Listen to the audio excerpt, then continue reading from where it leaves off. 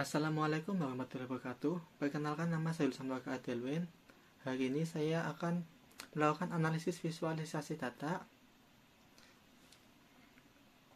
tentang layoff saat COVID-19. Dataset ini saya dapatkan dari Kaggle. Kalian bisa kunjungi situsnya di Kaggle. Ini mereka memberikan banyak dataset, bisa kalian cari kalau kalian memang membutuhkan dataset lainnya. Mari kita mulai. Datasetnya sudah saya download, tinggal saya buka saja.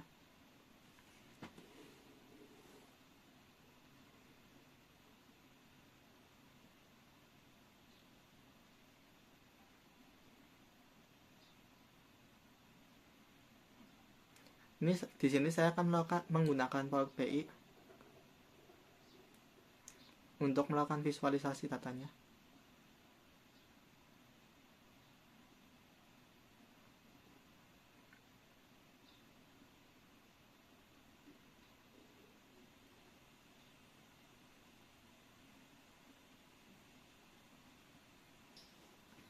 Dataset yang saya terima atau saya download ini merupakan dataset tentang layoff pada awal bulan Maret tahun 2020 hingga akhir bulan Desember tahun 2022. Kalau dilihat dari tanggalnya, ini merupakan saat awal COVID-19 hingga pasca pandemi. Kalau dilihat dari data ini, pada awal Maret itu sudah mulai PHK yang tinggi.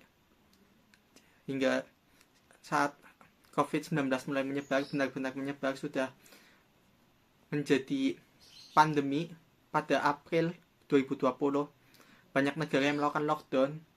Ini banyak perusahaan yang terkena dampaknya hingga melakukan PHK yang cukup besar ya.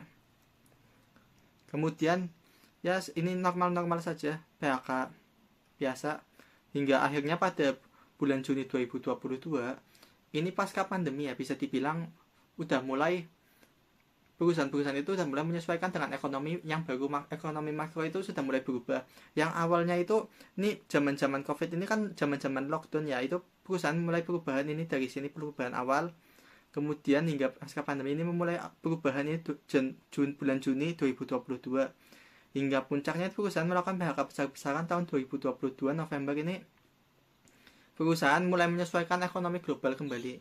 Kalau dilihat dari data ini, kita bisa lihat kalau negara yang melakukan PHK paling besar itu di US. Karena mungkin data ini diambil juga dari US. Ini cuma kemungkinan. Tapi kalau dari data ini US itu melakukan PHK paling besar.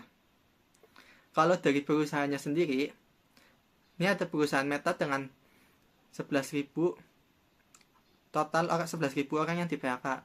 Ya ini Meta, Amazon, Uber kan dari US semua, jadi jelas ini yang di PHK paling banyak ya di US.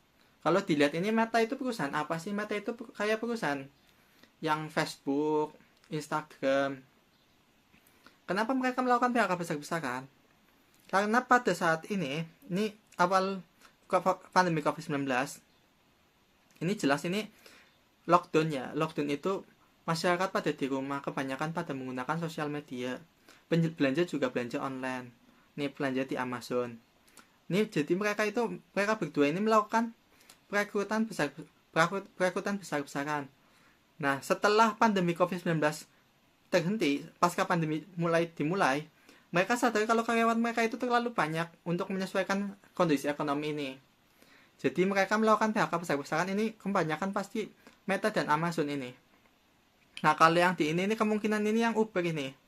Yang agak tinggi ini kemungkinan Uber. Soalnya awal pandemi itu Uber ini yang enggak terlalu tinggi juga, tapi kan akibat lockdown ini Uber ini cukup terdampak ya. Kalau dari industrinya udah pasti industri transportasi itu terdampak, itu Uber ini. Retail, consumer. Ini mereka ini menyesuaikan ekonomi ini bingung ini. Jadi PHK-nya naik turun.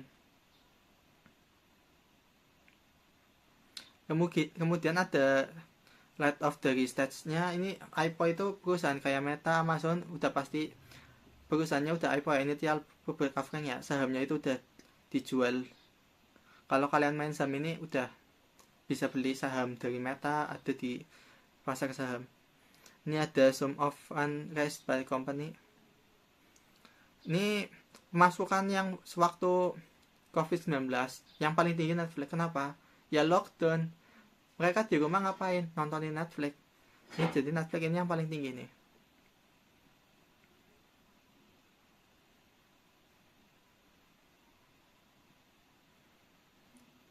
Kalau dari data ini kita bisa lihat kalau pandemi COVID-19 sangat mempengaruhi badai PHK, naik turunnya ekonomi global, banyak perusahaan yang merekrut dan memecat.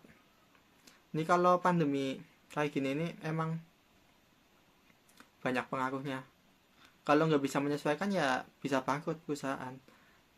Jadi ini awal pandemi itu melakukan penyesuaian, perusahaan-perusahaan transportasi retail ini melakukan PHK. Dan setelah ini Juni, setelah pasca pandemi mereka menyesuaikan kembali, dan puncaknya di bulan November itu mereka PHK lagi perusahaan yang digunakan sewaktu pandemi.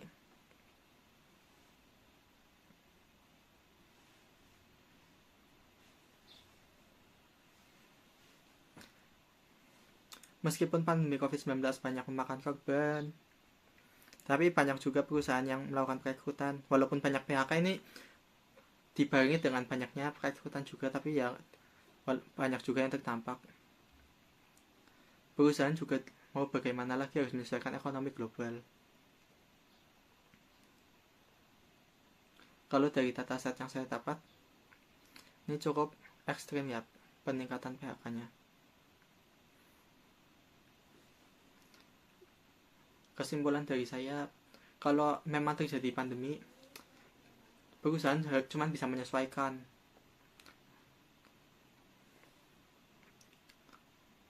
Tren-trennya.